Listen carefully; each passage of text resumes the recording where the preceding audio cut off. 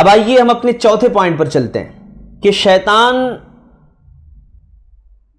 کے انسان کے پاس آنے کی راہیں کیا ہیں، کیا کیا چیزیں ہیں، ہے نا، جس سے شیطان جو ہے ہمارے پاس آتا ہے۔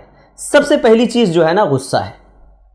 غصہ، دیکھیے غصے کا علاج، بہت سارے لوگ دواؤں میں ڈھونڈتے ہیں نا، ڈاکٹرز کے پاس جاتے ہیں کہ بھائی کیا بات ہے ڈاکٹر صاحب، ہمارا بچہ بڑا چڑچڑا ہو گیا ہے، ڈاکٹر صاحب یہ ہمارے شوہر ہیں بھائی، ان کو بات بات پہ بہت غصہ آ رہا ہے نا۔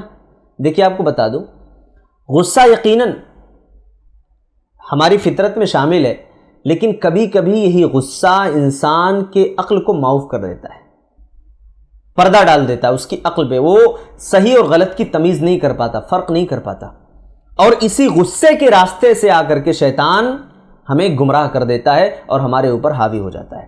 صحیح بخاری حدیث نمبر 616 نمبر کی حدیث ہے، حضرت ابو ہریرہ رضی اللہ تعالیٰ عنہ راوی حدیث ہے۔ کیا کہتے ہیں؟ کہتے ہیں کہ ان رجلا قال للنبی صلی اللہ علیہ وسلم، ایک آدمی آیا اللہ کے نبی صلی اللہ علیہ وسلم کے پاس اور اس نے نبی سے درخواست کی صلی اللہ علیہ وسلم، کہا کہ اللہ کے رسول اوصنی، مجھے کچھ نصیحت کر دیجئے، کچھ وصیت فرما دیجئے۔ نبی نے کہا قال لا تغضب، غصہ نہ کیا کرو۔ فردد مرارا، راوی حدیث کہتے ہیں کہ اس نے بار بار اپنے سوال کو دہرایا کہ اللہ کے رسول کوئی نصیحت مجھے کر دیجئے۔ نبی نے بار بار اس کو یہی نصیحت کی کہ لا تغضب، غصہ مت کر۔ اب آپ کو اندازہ ہو گیا نا کہ غصہ کتنا خطرناک ہے۔ نبی نے اس کو یہ اس بات کی تاکید کیوں کی؟ اللہ کے نبی صلی اللہ علیہ وسلم ماہر نفسیات تھے، اور آپ کو جب یہ بات معلوم تھی کہ بھئی فلاں آدمی بہت زیادہ غصہ کرتا ہے نا، اب اس کو اللہ کے رسول نماز کا حکم دے، بھائی ٹھیک ہے نماز کی تم پابندی کرو، ہاں روزے کا اہتمام کرو، صدقات و خیرات کرو اور دیگر نیکیاں کرو، نہیں، نبی نے فوراً اس کی جو بیماری تھی، سب سے بڑی بیماری، اسی کا علاج کیا۔ اس کا علاج کرتے ہوئے نبی نے کہا، اور کتنے مختصر جملے میں کتنی بڑی بات کہہ دی ہے نا، کہا کہ لا تغضب، غصہ نہیں کرنا۔ اب ہم کیا کریں بھئی، غصہ تو فطری چیز ہے نا، فطری چیز ہے، غصہ تو آدمی ہو جاتا ہے، کیا کریں، غصہ آپ ہو جائیں، اگر کھڑے ہیں تو بیٹھ جائیں،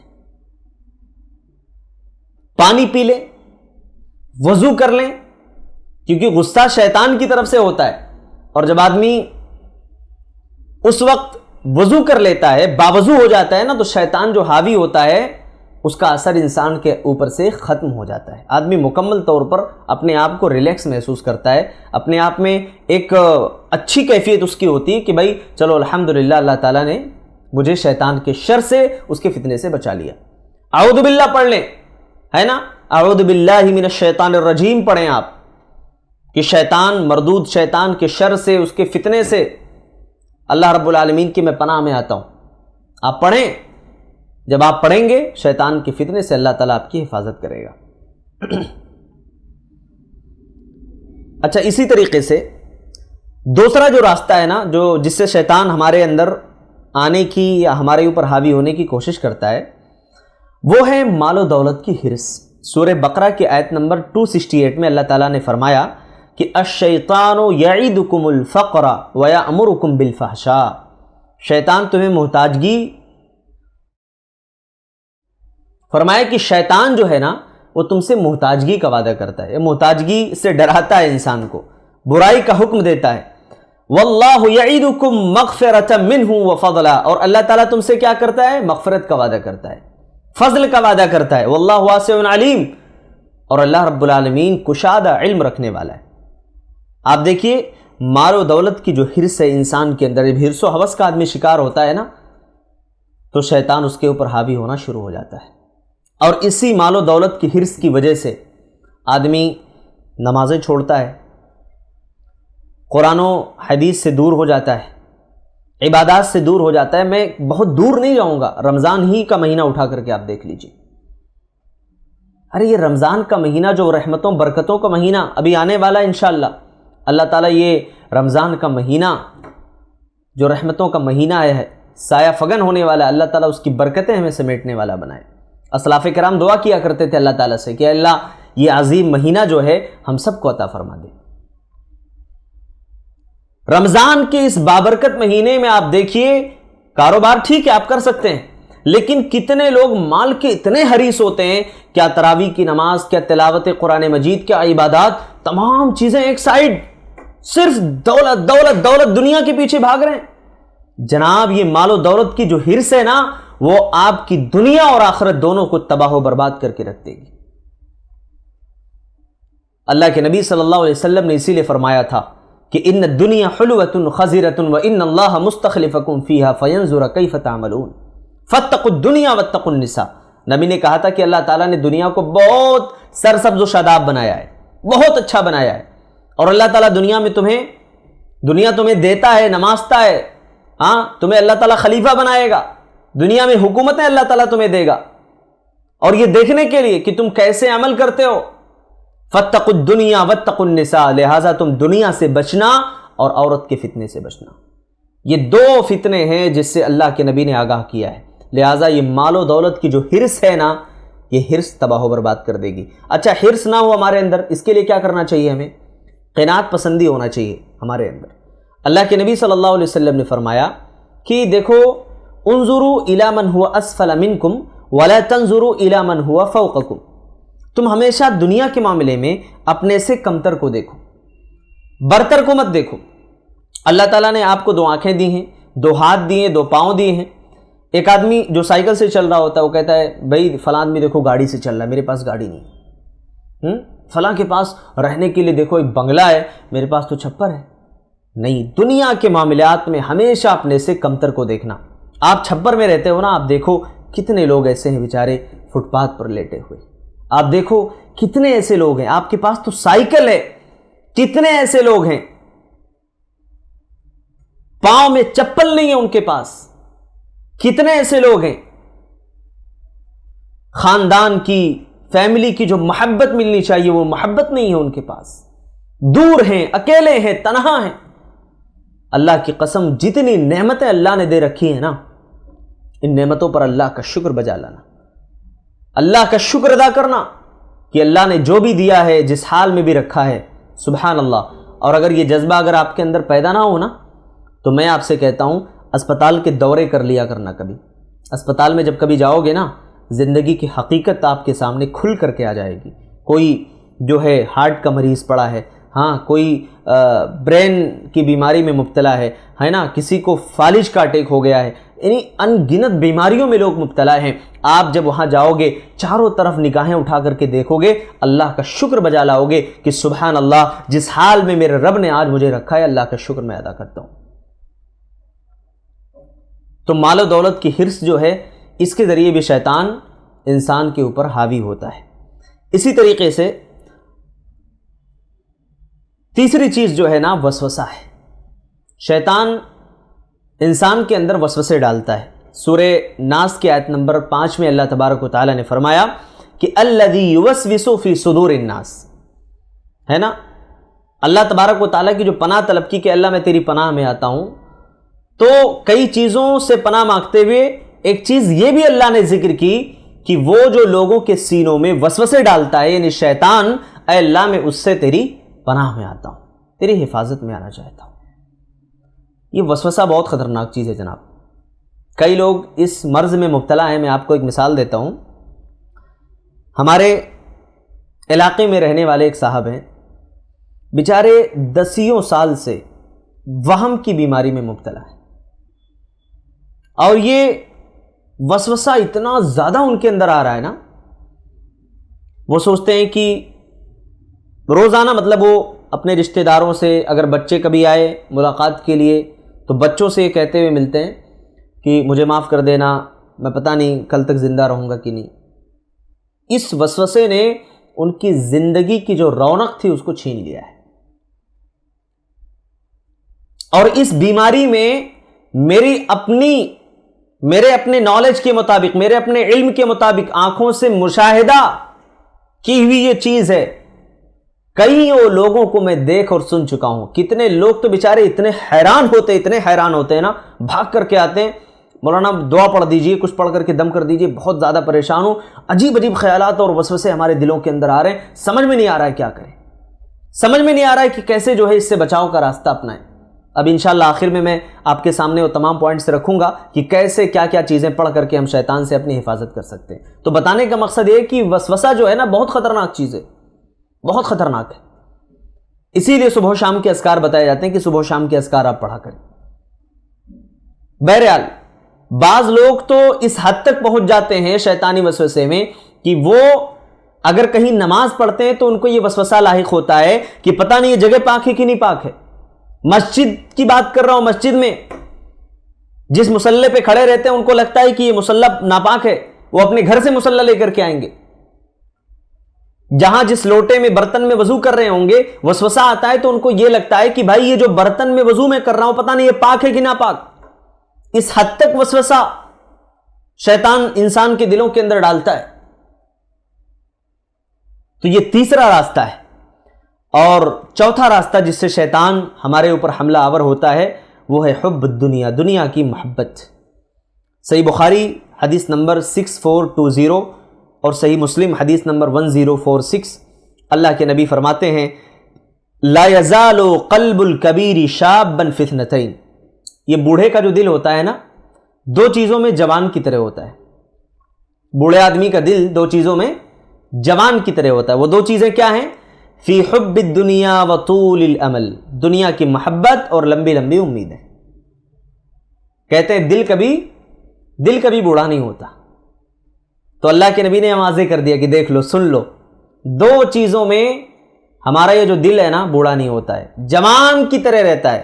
یعنی کہ انسان بوڑھا ہو گیا، 80 سال 90 سال کا ہو گیا، لیکن اس کے دل کے اندر ابھی بھی خیالات چل رہے ہیں جناب، لمبی لمبی امیدیں ہیں۔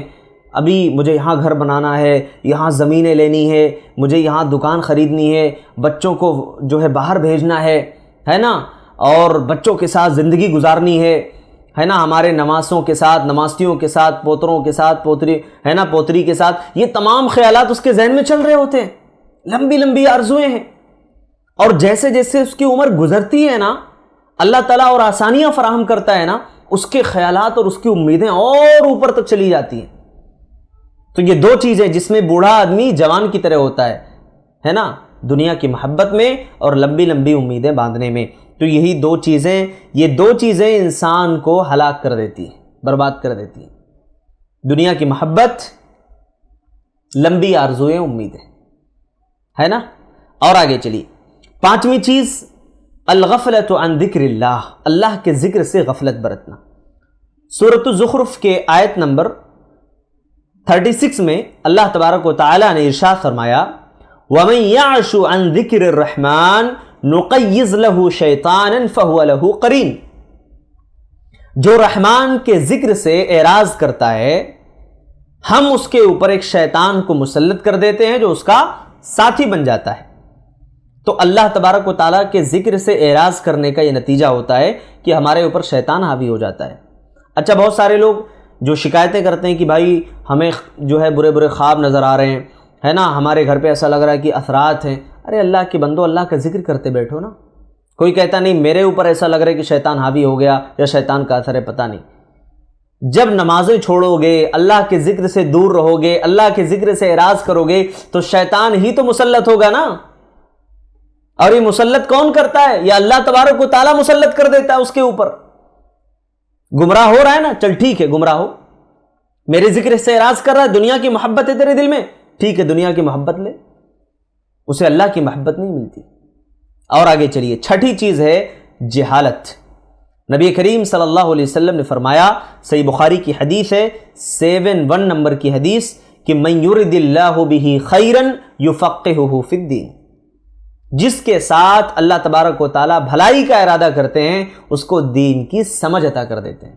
آپ دیکھیے، اللہ تعالیٰ نے آپ کے ساتھ بھلائی کا ارادہ کیا ہے نا، آپ نے اس کورس میں حصہ لیا، دین کی کچھ باتیں آپ نے سیکھنی چاہیے، الحمدللہ، اللہ آپ کے اس جذبے میں برکت عطا فرمائے، بہت اچھی چیز ہے۔ کتنے ایسے لوگ ہیں ایک گھنٹہ دین کے لیے دینے کے لیے وقت نہیں ان کے پاس، ایک گھنٹہ اللہ کے راستے میں لگانے کے لیے وقت نہیں ان کے پاس، 4-4 5-5 گھنٹے لوگ جو ہے شاپنگ مال میں، پارکوں میں، دوستوں میں، پارٹیوں میں گزار دیتے ہیں، کوئی فرق نہیں پڑتا ہے جناب. لیکن جہاں دین کی مجلس ہو 1 گھنٹے 1.5 گھنٹے ہمارے اوپر بھاری کیوں پڑتا ہے؟ وہ بھاری اس لیے پڑ رہا ہے کیونکہ ہمارے اندر دین کا وہ جذبہ نہیں ہے. اور اگر دیکھیے بھلائی کا ارادہ اگر اللہ تبارک و تعالیٰ کے دین کے لیے ہمارے دل میں بھلائی کا ارادہ ہے، خیر ہے، اخلاص اور للہیت ہے، اللہ کی مدد آتی ہے. اور اگر آپ کی نیت خالص نہیں ہے، دکھاوا ہے، تو یاد رکھیے وہ علم ہمارے لیے وبال جان بن سکتا ہے. چھٹی چیز کے بعد ابھی دیکھیے 7ویں چیز جو ہے وہ کبر ہے، غرور ہے. ابھی میں نے ذکر کیا تھا کہ شیطان نے کیا کہا؟ ابا واستکبرا، کبر و غرور کیا تھا، اس نے انکار کیا تھا. اور اسی کبر و غرور کے ذریعے سے وہ شیطان انسان کے اوپر بھی حاوی ہوتا ہے. اللہ تبارک و تعالیٰ فرماتے ہیں، صحیح مسلم کی حدیث ہے، حدیث قدسی، اللہ کے نبی صلی اللہ علیہ وسلم فرماتے ہیں کہ اللہ تعالیٰ کیا فرما رہا ہے؟ الکبر ردائی والعظمت ازاری فمن نازعنی واحدا منہما قذفتہ فی النار. کہا کبریائی جو ہے یہ میری چادر ہے، ہاں، اور جو بھی اس کو مجھ سے چھینے گا میں اسے جہنم میں پھینک دوں گا. یہ اللہ تبارک و تعالیٰ نے واضح طور پر بیان فرمایا کہ اس کو اگر کوئی چھیننے کی کوشش کرے یا اپنے آپ میں غرور کرے. آدمی کے پاس ہے کیا؟ کس چیز کا غرور؟ مال کا، دولت کا غرور؟ کس چیز کا آنا بھائی؟ جوانی 20 سال 25 سال میں ڈھل جاتی ہے، دولت آج ہے کل نہیں رہے گی. آخر کس چیز کا غرور؟ ایک معمولی سے قطرے سے اللہ نے پیدا کیا، معمولی سے قطرے سے انسان اپنی اس حقیقت کو دیکھ لینا، کبھی کبر و غرور اس کے اندر پیدا نہیں ہوگا. اور اسی طریقے سے 8ویں چیز جس سے شیطان ہمارے اوپر حاوی ہوتا ہے وہ خواہشات نفسانی کی پیروی ہے نا. انسان اپنی نفسانی خواہشات کی پیروی کرتا ہے. اللہ تبارک و تعالیٰ نے سورہ فرقان کی آیت نمبر 43 میں فرمایا افرأیت من اتخذ الہہ ہواہ، ہے نا، کہ تمہارا کیا خیال ہے اس کے بارے میں جس نے اپنی خواہشات کو اپنا معبود بنا لیا. اللہ اکبر. خواہشات کو بہت سارے لوگ معبود بنا کر رکھے، خواہشات کی اتباع کرتے ہیں، خواہشات کے پیچھے بھاگتے ہیں. ہمیں جو ہے نا ضروریات میں خواہشات میں فرق کرنا چاہیے. کچھ چیزیں ہماری اپنی ضروریات ہوتی ہیں جس سے ہماری ضرورت پوری ہو جاتی ہے، اور کچھ چیزیں ہماری ضرورت نہیں ہوتی ہے، بس اس کو ہم اپنے نفس کے کہنے پر، نفس کے آمادہ کرنے پر جو ہے اس کے پیچھے ہم بھاگتے چلے جاتے ہیں. نہ ہمیں حلال کی تمیز ہوتی ہے، نہ حلال و حرام کی تمیز ہم کرتے ہیں، ہاں، نہ جائز ناجائز کی ہم تمیز کرتے ہیں. بس صرف ہمارا مقصد دنیا، دنیا اور دنیا کی محبت ہوتی ہے. کتنی ایسی چیزیں ہیں دنیا کے معاملات میں جہاں ہم اپنے نفس کی جو ہے پیروی کرتے ہیں اور اپنی خواہشات کی پیروی کرتے ہیں، اللہ اس کے رسول کے فرامین کو سائڈ کر دیتے ہیں. کتنی ایسی چیزیں، تجارت کے معاملے میں تو، شادی بیاہ کے معاملے میں تو آپ دیکھ لیجیے. نکاح کا مسئلہ ہو، کہا جائے بھائی سنت کے مطابق نکاح کرنا ہے، سنت کے مطابق شادی کرنی ہے، کیا بولتا ہے؟ نہیں بھائی شادی بار بار تھوڑی ہوتی، ایک ہی بار ہوتی ہے نا، ان کو نہیں بلائیں گے، ان کو نہیں بلائیں گے، ایسا نہیں کریں گے فلاں ناراض ہو جائیں گے. کتنے ایسی شادیوں میں گیا ہوں، اللہ کی قسم آپ جا کر کے دیکھیں، ہیں مسلمان، شادیوں میں ڈی جے بج رہے ہیں، شادیوں کے موقع پہ باقاعدہ نوجوان لڑکیاں ڈانس کر رہی ہیں، پٹاخے پھوڑے جا رہے ہیں، شادیوں میں کھل کر کے بے حیائی ہو رہی. یہ جو تماشے ہوتے ہیں نا، نفسانی خواہشات کی جو پیروی ہو رہی ہے نا، اللہ کی قسم اللہ رب العالمین کے ہاں آپ کو جواب دینا پڑے گا. اسی لیے اللہ کے نبی صلی اللہ علیہ وسلم نے ایک حدیث بیان فرمائی کہ کل امتی معافن الا المجاہرون، میری امت کے تمام لوگوں کو اللہ تبارک و تعالیٰ معاف کر دے گا سوائے ان لوگوں کے جو کھل کر کے گناہ کرنے والے. کون لوگ ہیں المجاہرون؟ کون لوگ ہیں؟ یہ وہ لوگ ہیں جو گناہ کرتے ہیں اور علل اعلان کرتے ہیں، انہیں کوئی فرق نہیں پڑتا ہے. دنیا کیا کہے گی، دنیا برا نہ کہے، اللہ تبارک و تعالیٰ کے ہمیں برا بن جاؤں چلے گا، دنیا ہمیں برا نہ کہے. دنیا میں ایک نام ہو، ہماری ایک شہرت ہو، اس کے لیے سب کچھ کرنے کے لیے تیار ہے۔ کتنے ایسے مسلمان ہیں کہ اپنی شادیوں کی پوری کلپ بنواتے ہیں، پوری ویڈیوز، اپنی ویڈیو سے لے کر کے شادی ہال اور ڈائننگ ہال کی ویڈیوز سے لے کر کے بیوی کے کمرے تک کی ویڈیوز جو ہے بنا کر کے ڈالتے ہیں۔ یہ کتنی بڑی بے غیرتی کی بات ہے، کتنی بڑی بے غیرتی کی بات ہے، ہمیں شرم آنی چاہیے۔ تو یہ 8ویں چیز ہے خواہشات کی پیروی، خواہشات کی اتباع، جس سے شیطان ہمارے اوپر حاوی ہونے کی کوشش کرتا ہے۔ اور 9ویں چیز جو ہے نا وہ مایوسی ہے، نا امیدی۔ اللہ تبارک و تعالیٰ نے سورہ زمر کے آیت نمبر 53 میں فرمایا قُلْ يَا عِبَادِيَ الَّذِينَ أَسْرَفُوا عَلَىٰ أَنفُسِهِمْ لَا تَقْنَطُوا مِن رَحْمَةِ اللَّهِ۔ شیطان کیا کرتا ہے نا، شیطان کرتا کیا ہے، ایک بار آدمی گناہ کر لیا، 2 بار کر لیا، 3 بار کر لیا، معافی مانگ لی، اب شیطان آ کر کے اس کے دماغ میں ڈالتا ہے یہ بار بار تم گناہ کر رہے ہو، ہے نا، بار بار خطائیں کر رہے ہو، کیا فائدہ تمہارے معافی مانگنے کا۔ یا کبھی اچانک اس کے ذہن میں آئے کہ مجھے اللہ سے توبہ کرنی چاہیے، بہت زندگی گناہوں میں گزر گئی، اب شیطان آ کر کے دماغ میں باتیں ڈالتا ہے کہ نہیں اتنے سارے گناہ کر لیے، نہیں اللہ تعالیٰ تمہیں معاف کرنے والا ہے۔ اللہ اس آیت میں امید دلا رہا ہے۔ اللہ کیا امید دلا رہے ہیں؟ قُلْ يَا عِبَادِيَ الَّذِينَ أَسْرَفُوا عَلَىٰ أَنفُسِهِمْ، اے نبی آپ کہہ دیجئے کہ اے میرے بندو، اے میرے بندو۔ اللہ کتنے محبت سے اپنے بندوں سے خطاب کر رہے، دیکھو نا، قُلْ يَا عِبَادِيَ الَّذِينَ أَسْرَفُوا عَلَىٰ أَنفُسِهِمْ، جنہوں نے اپنے اوپر ظلم کیا ہے، لا تقنطوا من رحمت اللہ، میرے بندو اللہ کی رحمت سے تمہیں نا امید نہیں ہونا ہے۔ اللہ اکبر، نا امیدی کفر ہے، نا امید مت ہونا۔ تمہارے زندگی بھر کے گناہ لے کر کے آ جاؤ اللہ کی بارگاہ میں، اگر امید کے ساتھ تم دعا کرو گے کہ اللہ میرے گناہوں کو معاف کر دے، اے اللہ میری خطاؤں کو معاف فرما دے، اے اللہ میری جوانی بہت گزر گئی برائیوں میں، گناہوں میں، خطاؤں میں، اے اللہ اب میں شرمندہ ہوں، اب میں اعتراف کرتا ہوں، آپ کے توبہ میں اخلاص ہو، آئندہ نہ کرنے کا اہتمام ہو اس گناہ کو، کہ بھائی اللہ تعالیٰ میں دعا کرتا ہوں کہ اب یہ گناہ کبھی نہیں کروں گا۔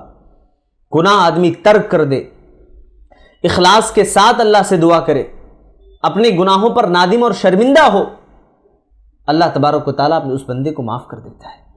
ایمان والا ہو، اللہ سے سچی توبہ کرے، اللہ اس کی توبہ کو قبول فرماتا ہے۔